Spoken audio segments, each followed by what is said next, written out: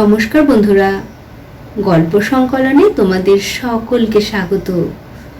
আশা করি সকলেই খুব ভালো আছো। আমার আজকের গল্প শতাব্দী মুখোপাধ্যায়ের লেখা শাশুড়ির ভূত। গল্পটি শুকতারা পত্রিকায় প্রকাশিত হয়েছে। শুরু করছি গল্প শাশুড়ির ভূত। বাড়িটার নাম শান্তি ভিলা, বর্ধমান শহরের ঠিক প্রাণকেন্দ্রে দাঁড়িয়ে আছে।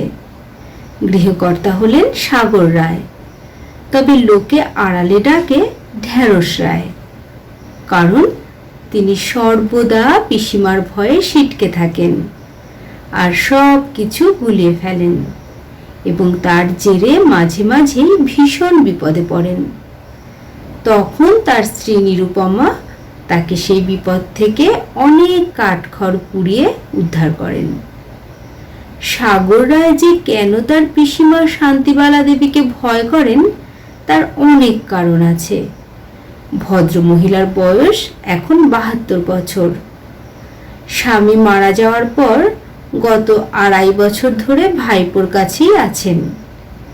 এমনিতে বয়স হয়ে গেলে কি হবে, এখনো তার দাপটে বাঘে গরুতে এক ঘাটের জল খায়, এবং তা হওয়াই স্বাভাবিক, কারণ ভদ্রমহিলার স্বামী কর্নেল মন্মথ দাস চাকরি করতেন ভারতীয় সেনাবাহিনীতে। তিনি ছিলেন দাপুটে অফিসার। 3বার সাহসিকতার জন্য রাষ্ট্রপতির পদক পেয়েছেন। একবার বিদেশি সৈন্যদের হাত থেকে কাশ্মীরের এক সেনাঘাঁটিতে আটক জওয়ানদের প্রাণের ঝুঁকি নিয়ে বাঁচিয়েছিলেন। কিন্তু সেই কর্নেল দাস তার জীবনকালে তার স্ত্রীকে যথেষ্ট সমীহ করে চলতেন। প্রকারান্তরে বলা যেতে পারে ভয় করতেন। বিদেশি শত্রুদের ছোড়া বন্দুকের গুলিতে সীমান্তে কর্মরত অবস্থায় মৃত্যুর আগে পর্যন্ত শান্তিবালা দেবী স্বামীকে প্রচণ্ড শাসন করতেন। তার জীবনকালে এই নিয়মের অন্যথা হয়নি। স্বামী মারা যাওয়ার সাথে সাথে শান্তিবালা দেবী ভাইপোর কাছে বর্ধমানে আসেননি। বেশ কয়েক বছর তিনি স্বামীর ভিটাতেই ছিলেন।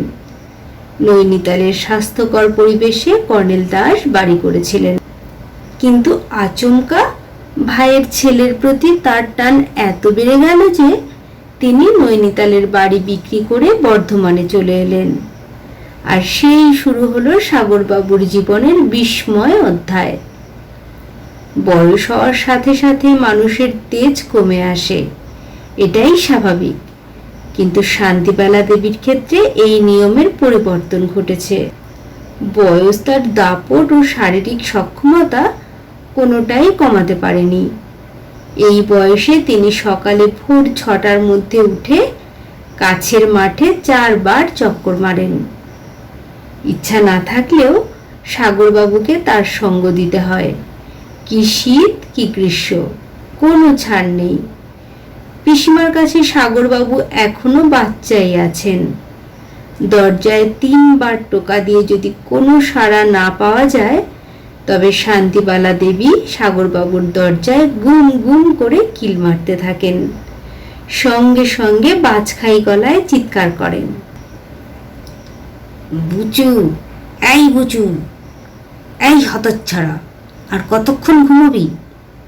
এদিকে সূর্য যে মাথার উপর উঠে গেল, তোর বয়সী ছেলেরা যে মাঠে দৌড়াচ্ছে, শরীর ফিট না থাকলে লেখাপড়া করবি কি করে? থাকতো তোর পিসেমশাই, রুলের বাড়ি দিত খাকতক, তখন বুঝতে পারতিস। দাদাকেও বলিহারি যাই, ছেলেকে একদম তুলে করে মানুষ করেছে। তারা তো চলে গেছে, ছেলেকে ফেলে গেছে আমার ঘাড়ে, যত সব। এখানে বলে রাখি যে সাগরবাবুর ডাক নাম বুচু পিসিমাই দিয়েছিলেন, কারণ সাগরবাবুর নাকটি নাকি ছেলেবেলায় বোঁচা ছিল। পিসিমা এইটুকু বলতে না বলতেই সাগরবাবুর ঘরের দরজা সশব্দে খুলে যায়। প্রথমে নিরুপমা বিরক্ত মুখে বেরিয়ে আসেন, পিছনে পিছনে ড্রেসিং গাউনের দড়ি বাঁধতে বাঁধতে সাগরবাবু। বেরোনো মাত্র নিরুপমার সামনেই পিসিমা সাগরবাবুর 2 কান মলে দেন আর বলতে থাকেন, ঘুম ভাঙলো? ঘুমিয়ে ঘুমিয়ে তো পিঁপে হয়ে যাচ্ছিস। এখন চল, মাঠে ছুটতে হবে, তাহলে দুদিনে সব মেদ ঝরে যাবে।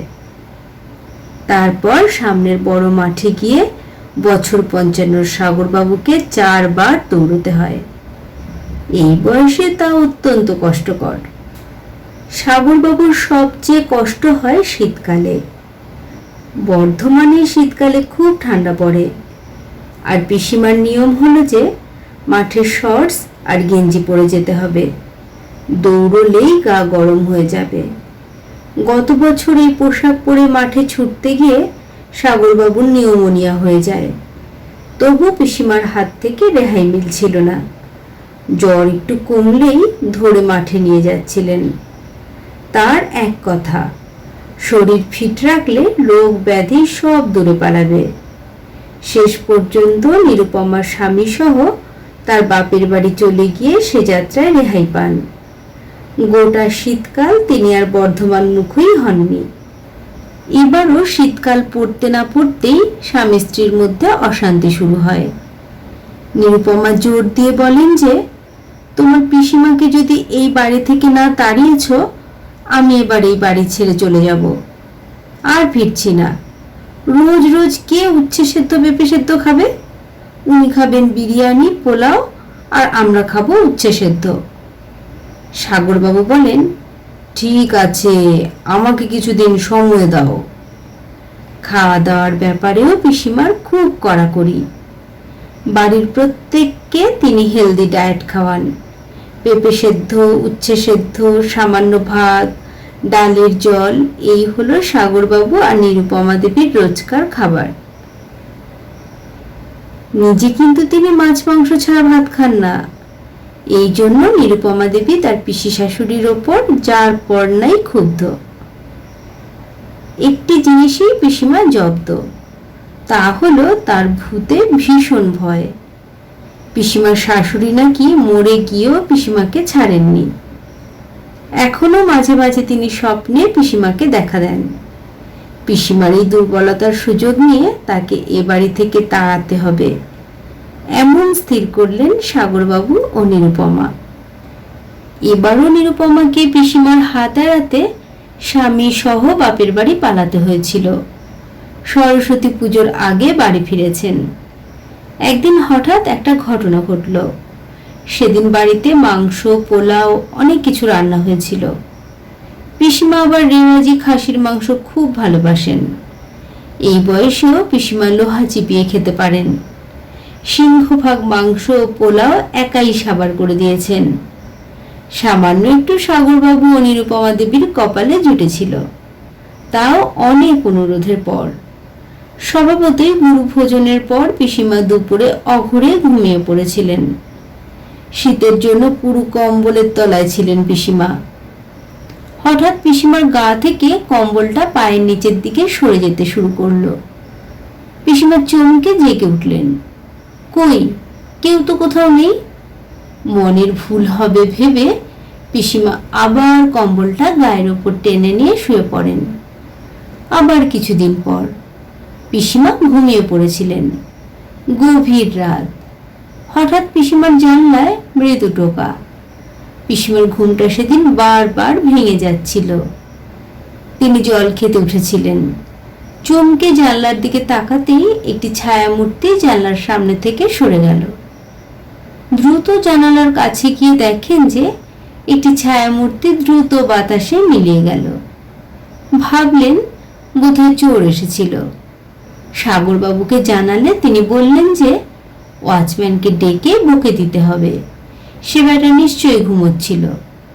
এরপর আর কিছু ঘটেনি। কিন্তু আসল ঘটনাটা ঘটল এর বেশ কিছুদিন পর। সেদিন ফাল্গুন মাসের পূর্ণিমা। শীতটা এবার কিছুতেই যাচ্ছে না। বেশ ভালোই ঠান্ডা পড়েছে, আর ভোরে তো মারাত্মক ঠান্ডা। পিসিমার খুব ভোরে উঠে বাথরুম যাওয়ার অভ্যাস। নিচের তলাতেই বাথরুম। আধো অন্ধকারে ঘর থেকে বেরিয়ে বাথরুমে ঢুকতে যাবেন। হঠাৎ পিছন থেকে কাঁধের ওপর এসে পড়ল একটা ভারী হাত। বরফের মতো ঠান্ডা। খোলা গলায় কে যেন বলে উঠল, কি বৌমা, কেমন আছো? ভয়ে পিসিমার গলার স্বর জড়িয়ে যায়। কে কে? বলো যা, দুদিন হয়নি দেহ রেখেছি, আর অমনি ভুলে গেলে? সুখে থেকে থেকে তো বেশ তেল চুকচুকে চেহারাটা বানিয়েছ দেখছি। অদৃশ্য গলার স্বর বলে চলল, শোনো, আজ থেকে আমি তোমার ঘরেই থাকবো। একবার যখন তোমার দেখা পেয়েছি তখন তোমায় আর ছাড়ছি না। একটু এদিক ওদিক হলেই আগে তোমার ঘাড় মটকাবো, তারপর অন্য কথা। এইটুকু শুনেই সবলে ঘাড়ের ওপর থেকে ঠান্ডা হাতটি সরিয়ে বাথরুম থেকে বেরিয়ে পিসিমা প্রাণপণে নিজের ঘরের দিকে দৌড়তে থাকেন। বেশি দূর যেতে পারেন না। ঘরের দরজায় ঢোকার মুখে চৌকাঠে পা জড়িয়ে দড়াম করে জ্ঞান হারিয়ে পড়ে যান। পিসিমার জ্ঞান ফিরে নিজের ঘরের বিছানায়। জ্ঞান ফিরেই পিসিমা ডেকে ওঠেন, বুচু, ও বুচু, কোথায় তুই? সাগরবাবু সামনে এগিয়ে আসেন। বলো পিসিমা, তোমার কি হয়েছিল?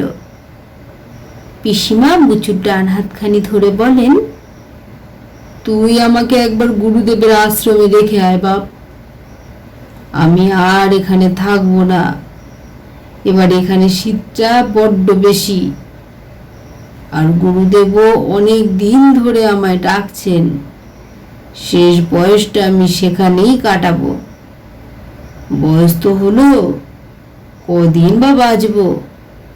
শেষ বয়সে একটু গুরু সেবা করি।